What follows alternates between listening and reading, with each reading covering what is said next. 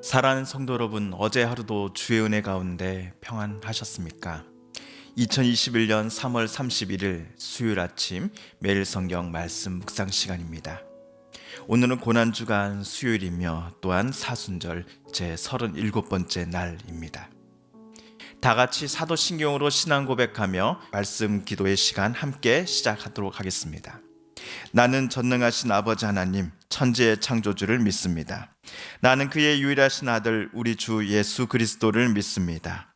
그는 성령으로 잉태되어 동정녀 마리아에게서 나시고 본디오 빌라도에게 고난을 받아 십자가에 못 박혀 죽으시고 장사된 지 사흘 만에 죽은 자 가운데서 다시 살아나셨으며 하늘에 오르시어 전능하신 아버지 하나님 우편에 앉아 계시다가 거기로부터 살아있는 자와 죽은 자를 심판하러 오십니다.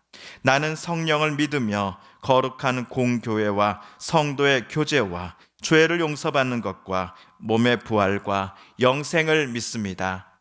아멘. 오늘 우리가 함께 읽을 기록된 하나님 말씀은 마가복음 14장 32절에서 36절까지의 말씀입니다. 신약 81쪽경에 있는 마가복음 제14장 32절에서 36절까지의 말씀입니다.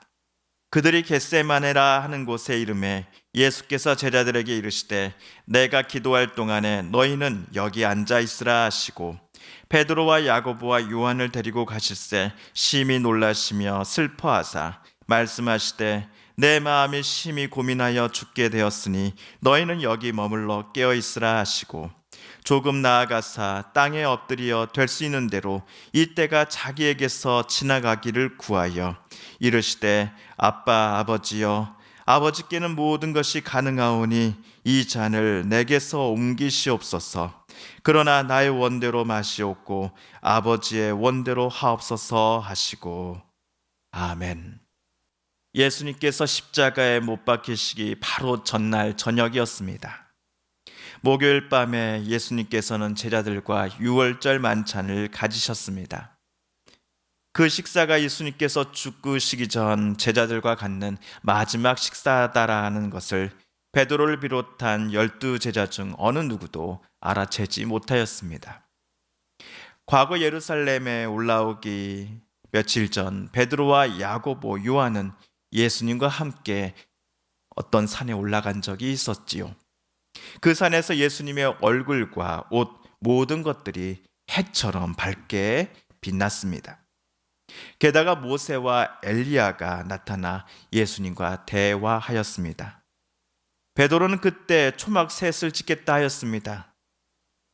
이 산을 예수님을 중심으로 하는 유대인 독립군 기지로 삼을 생각이었던 것 같습니다. 하지만 하나님께서는 베드로의 말이 미처 끝나기도 전에 그의 말을 끊으시는 듯 이렇게 말씀하십니다. 너희는 내 사랑한 아들의 말을 들으라. 베드로와 그의 동료 제자들 그리고 예루살렘에 모인 수많은 인파들이 예수님께 호산나 이스라엘의 왕이여 라고 소리쳤던 것과는 정반대로 걸어가시는 예수님의 말과 뜻을 너희는 따르라라고 하나님께서는 베드로에게 직접 말씀하셨던 겁니다. 그런데 오늘 유월절 모든 식사가 마친 후 예수님께서는 제자 중 베드로와 야고보, 요한만을 또 다시 따로 부르시더니 그들을 데리고 동산으로 올라가십니다. 그 유명한 겟세마네 동산입니다. 베드로와 야고보, 요한은 내심 기분이 좋았을 겁니다. 역시 우리 세 명을 예수님께서 제일 신뢰하시는 게 분명해. 지난번 변화산 사건 때처럼 우리 세 명에게만 예수님께서는 특별한 일들을 보여주고자 하시는 게 틀림없어 라고 생각하면서 이들 세 명은 예수님의 뒤를 따라 동산으로 함께 올라갔을 것입니다. 그런데 동산에 도착했을 때 예수님의 표정은 방금 전 식사 때의 모습이 아니었습니다. 전혀 다른 사람이 되어 있었습니다. 매우 놀라며 괴로워하기 시작하셨습니다. 실제로 예수님께서는 이들 세 명에게 내 마음이 근심에 쌓여 죽을 지경이다. 너희는 여기에 머물러서 깨어있으라 라고 부탁하셨지요. 예수님께서 제자들에게 부탁을 하신 적은 거의 없었습니다. 그렇게 평소 때와는 너무나 다른 예수님의 얼굴, 표정, 그리고 말에서 느껴지는 두려움의 감정들을 이들 세 명의 제자는 바로 알아챘어야 했습니다. 하지만 이들 세 명은 너무나 피곤한 나머지 그만 잠을 자버리고 말았습니다. 그들은 예수님의 마지막 부탁을 들어드리지 못하였습니다. 이들은 예수님을 통하여 자신들의 욕망과 계획을 성취하고자 했습니다. 정작 예수님께서 곧 다가올 죽음의 시간 앞에 괴로워하고 계실 때 그들은 예수님을 모른 척 했습니다. 예수님께서는 이들 세 명을 뒤에 남겨두시고는 동산 안으로 좀 더 들어가시고 엎드려 하나님 앞에 기도하셨습니다. 정말 몇십 분 후면 찾아오게 될 붙잡힘과 죽음의 시간에게서 제발 비켜갈 수 있으면 지나가게 해달라고 하나님 앞에 예수님은 간청하셨습니다.